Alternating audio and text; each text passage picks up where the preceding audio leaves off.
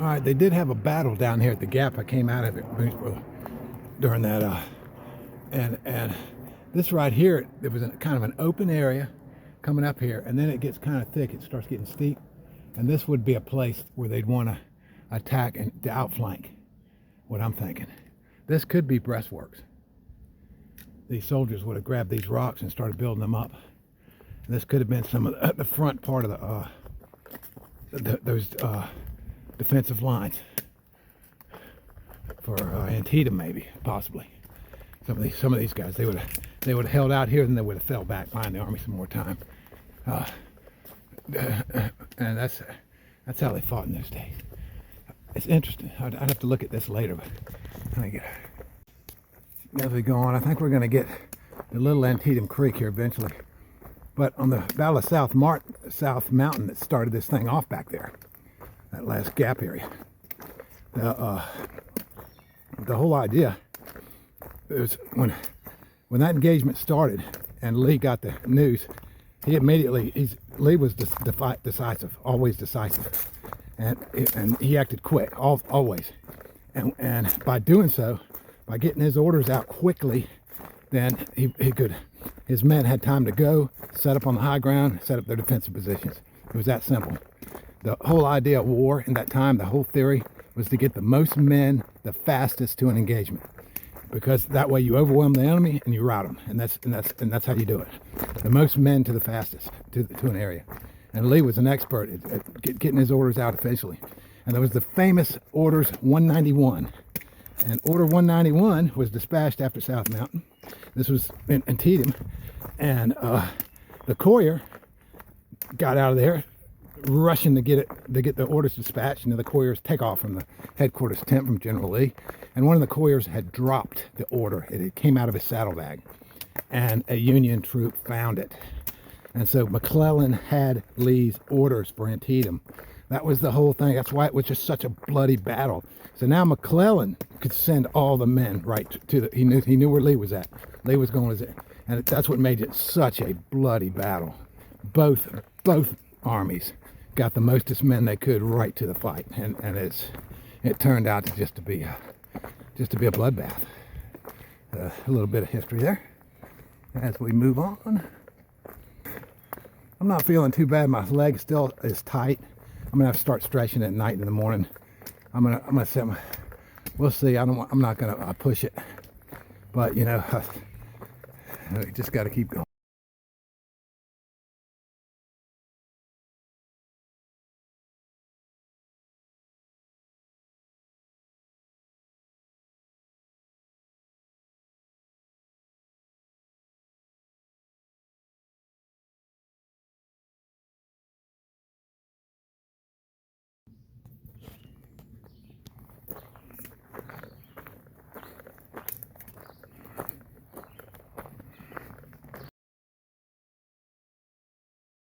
This mine was built in 1827 by the people of Boonesboro, is what it says.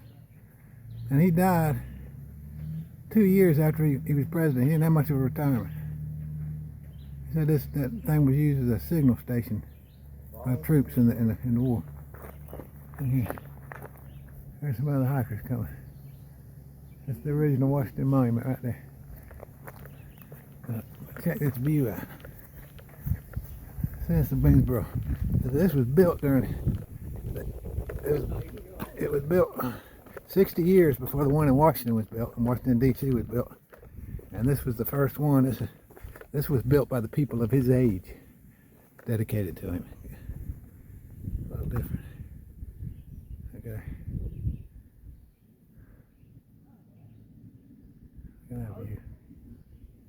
All right, here's the view from the top of the monument.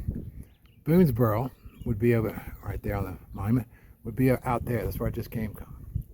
Now down over here, across there, see that right there? That was Antietam battlefield right there. There's the cannon fire and the troops and just the massive casualties out there. Thousands of men dying in pain. Thousands.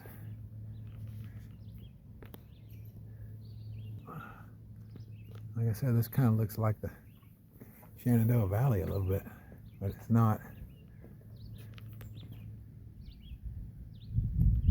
All right, let's go down.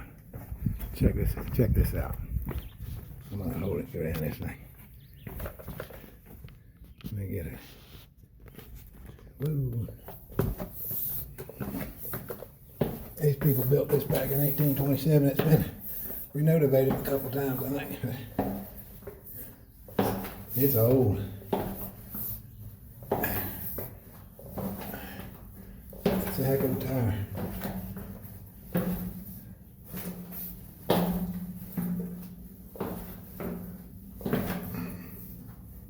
I mean, these steps are straight now. You gotta hold on to this rail when you're coming down. Keep from falling forward. If somebody was any taller than me, they'd hit their head right there. I think people were shorter in them days, man. You know. That's it.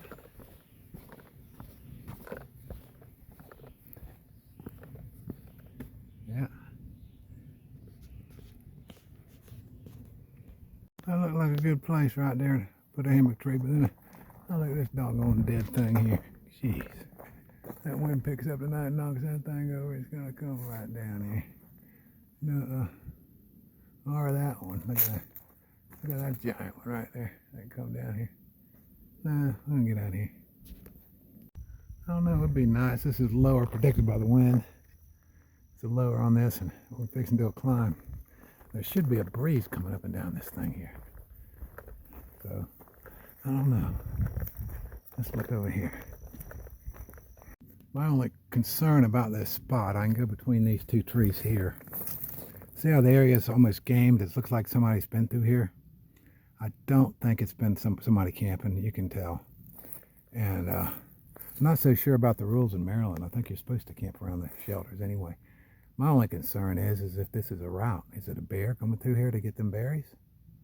If that, I don't want to be on this trail. It looks like something's gone around that way.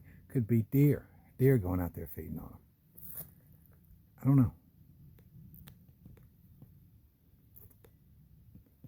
I'm setting up. Oh, it's getting dark now. Mosquitoes are starting to come out. That's the Appalachian Trail over there. I come over here and we'll fix and do a climb. So then a ridge up there, and I'm gonna park it right here. There might be some showers tonight. I don't know if it's gonna be windy or thunderstorm pickup. We're gonna stay here. Tighten up this outside here. Well, it's 7:45, and today is day 100. Yeah, I can't believe it. 100 days out here, and I'm about halfway. I'm not sure where the halfway point is. It's not too far from here. The exact halfway this year. I've been on the trail. I stopped it. Of course, you know, I camped last night south of the Washington Monument, north of it. Now I'm coming around them hammock, around them power lines. Slept pretty good last night. My leg is not hurting, but I can feel it. It's letting me know it's there. I mean, it's letting me know. But I'm gonna get this. Should be coming up on. I just looked. I didn't even realize it. Fixing to cross Interstate 70 another mile. And like usual, I've been looking for the water, and I'm gonna have to go off the trail for a ways, but there ain't no way. But it looks like the trail that goes to this next shelter is not straight up or straight down. It's kind of lateral, so it's not. It shouldn't be too bad. Well, let's go.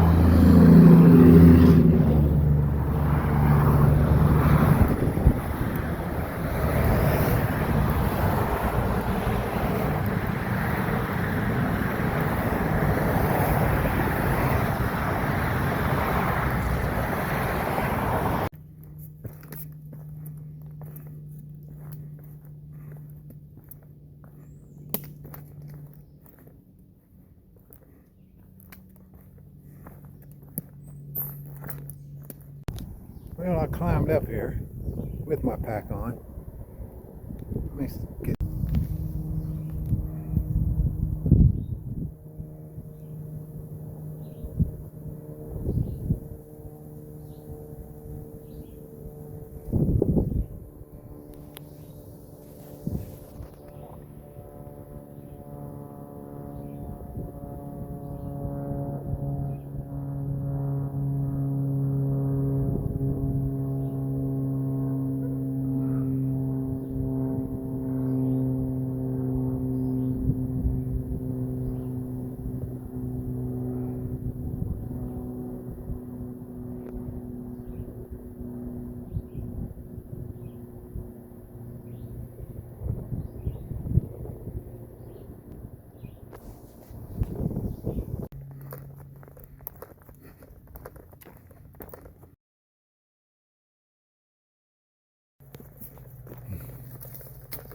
All right, it's coming up on 5 o'clock. Despite the rocks, I probably got about 13 miles in. But I couldn't get water at that last shelter. I went down and it was dry. There's a stream, a southbounders told me there's a stream and it is running across the trail up here. So that's what I'm looking for if I make camp. And across this Maryland, across the countryside here. Now in this part of the country, the AT is a corridor.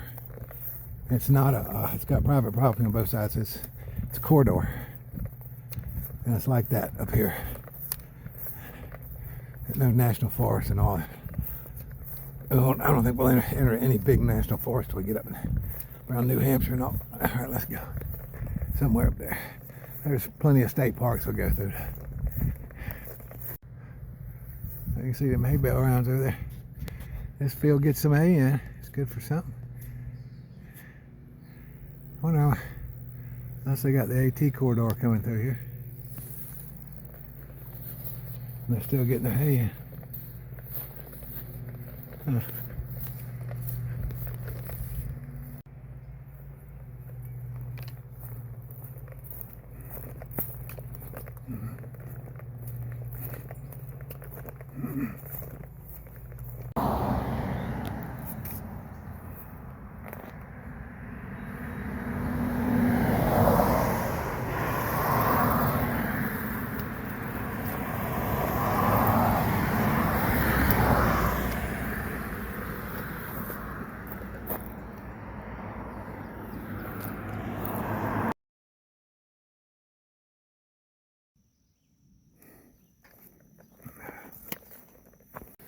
Yeah, hike that's almost dark.